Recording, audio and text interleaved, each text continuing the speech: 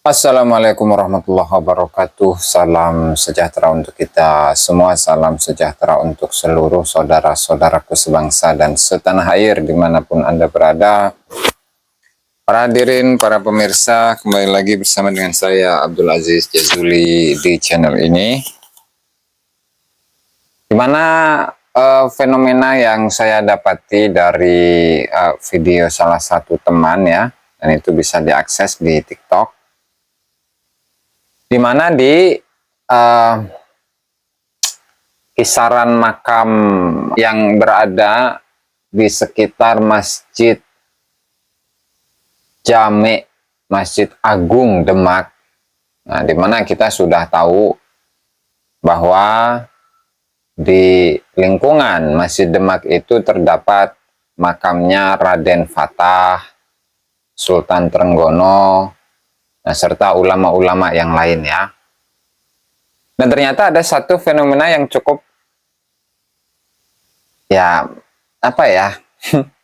cukup lucu, cukup aneh, bahwa di sana itu terdapat satu makam yang bertipologi nisan Aceh dan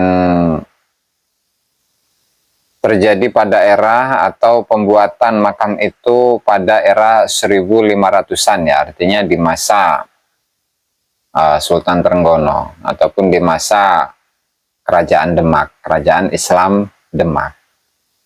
Dimana jika melihat kajian-kajian atas nisan-nisan yang tersebar di Nusantara ini, apalagi bertipologi Aceh, nah itu terdapat beberapa sampel-sampel atau contoh-contoh dari nisan-nisan itu. Nah, misalkan nanti akan saya tampilkan ya. Untuk yang A, ya, nisan yang A, itu pada era tahun 1400-an Masehi. Nah, kemudian tipe yang B, ya, C, D kalau nggak salah yang D itu banyak juga ditemukan di Banten itu ya. E, F, dan tipe yang F ini, tipe yang polosan itu adalah tipe nisan para wali songo secara umum.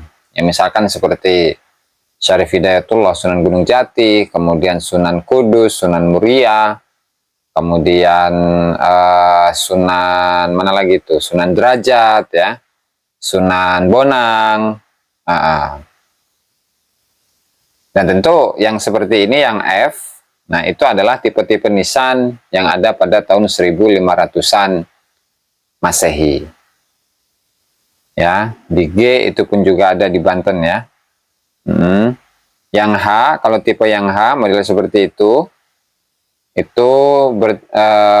adalah pada era tahun 1600-an Masehi. Nah, kemudian untuk yang berbentuk seperti gada itu ya, tipe I, kemudian J, K, L, M, N. Nah, itu adalah tipologi nisan Aceh yang dibuat pada era 1700-an Masehi sampai 1800-an Masehi. Dan tentu ini merupakan klasifikasi ya yang dibuat oleh Profesor Usman Yatim ya, yang meneliti nisan-nisan Aceh.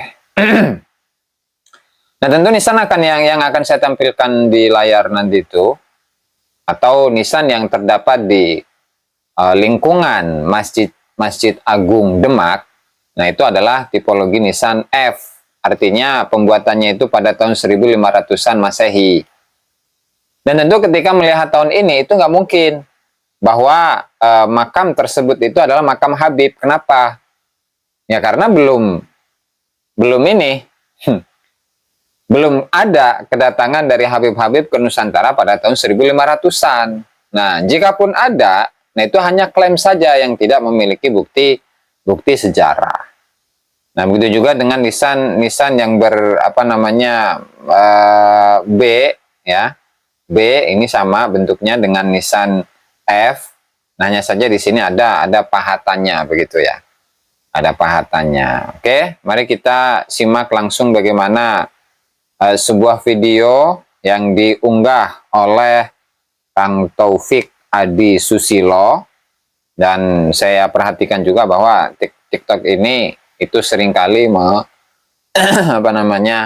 mengupload tentang makam-makam kuno yang tersebar di beberapa daerah, beberapa tempat, dan khususnya itu di Jawa Tengah ya. Nah, mari kita lihat bahwa judulnya itu adalah Makam Abu Bakar As-Segaf di Komplek Makam Sultan Fatah Demak. Nah, ini mengerikan sebenarnya ini ya. Oke, kita lanjut. Lihat-lihat batu nisan yang ada di sekeliling kompleks makam Sultan Fatah, dan pas di belakang masjid ini, ya, di belakang masjid ya lokasinya ya, saya menjumpai nisan kemungkinan dari tahun 1500-an masa kerajaan Demak. Ya, yang itu tahun 1500-an yang polos. Namun ini ada tulisan Abu Bakar As-Segaf. Yang pakai spidol itu tapi.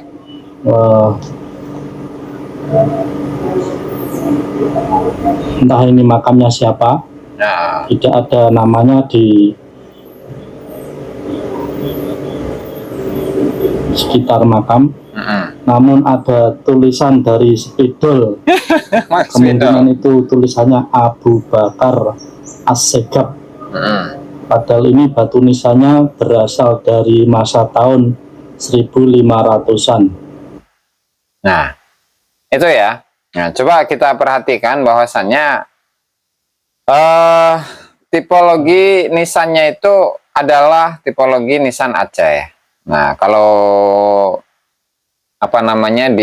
diperhatikan itu adalah tipe nisan yang berkode F tadi itu ya, yang berkode F, yang pembuatannya itu sekitar tahun 1500-an Masehi, artinya di era kerajaan Demak, kerajaan Islam Demak, dan kemungkinan besar ini merupakan kerabat ya, kerabat dari Kesultanan Demak itu. Kemungkinan ini bisa dikaji ulang ini ya.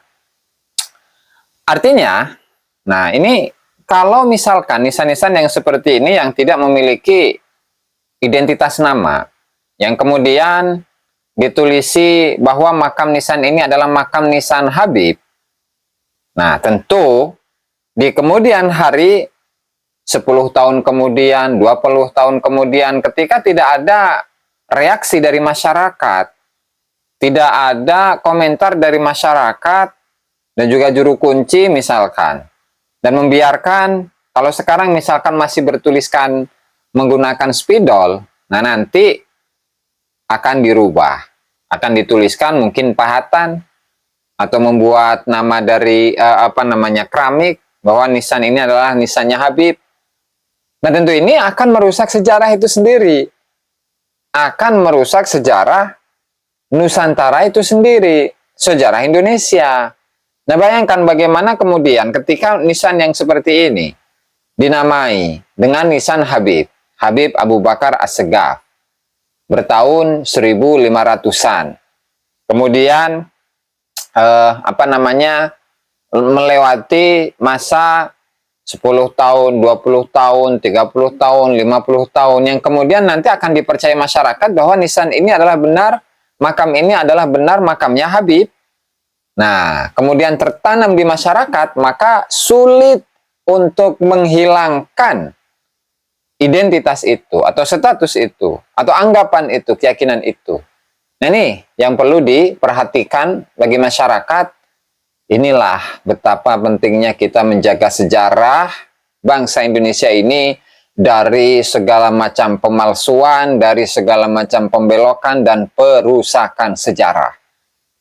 Kemarin, beberapa hari yang lalu itu dari teman-teman itu baru mengangkat mengenai perubahan nisan, atau perubahan nisan dari makamnya Sunan Muria. Nah, tentu kita mengharapkan bahwa negara itu turun tangan untuk mengatasinya, karena itu identitas. Ketika nisannya Sunan Muria itu diganti dengan nisan marmer yang seolah-olah itu gagah, keren, hebat, megah, tetapi apalah arti sebuah kemegahan ketika di balik kemegahan itu kita sebagai bangsa Indonesia kehilangan identitas, sejarah, bangsa kita ini, yaitu makamnya atau nisan asli dari Sunan Muria. Nah, begitu juga, apalagi ketika nisan tersebut, ya, nisannya Sunan Muria itu ditaruh, ya, ditancapkan, dipasang di makamnya Wali Kucing, kan mengerikan, ya, kan mengerikan itu. Bagaimana bisa sebuah Wali Kucing kemudian dia itu bernisankan Sunan Muria? Nggak bahaya tah? Waduh. Nah, itulah teman-teman, ya, mudah-mudahan hal ini bisa menjadi pelajaran bagi kita semua, dan kita jaga warisan leluhur bangsa Indonesia, yang diantaranya itu ya nisan-nisan itu yang masih bertebaran di berbagai tempat, nisan-nisan kuno yang bertebaran di berbagai tempat. Jangan sampai nisan-nisan kita ini direbut oleh orang lain yang kemudian dicangkokkan kepada tokoh-tokoh yang mereka akui atau yang mereka klaim. Terlebih lagi mengklaim mereka sebagai pendiri bangsa begitu. Nah, itu sudah apa namanya, luar biasa bahayanya itu untuk sejarah bangsa Indonesia ini. Wallahul muwaffiq ila aqwamit thoriq. Wassalamualaikum warahmatullahi wabarakatuh.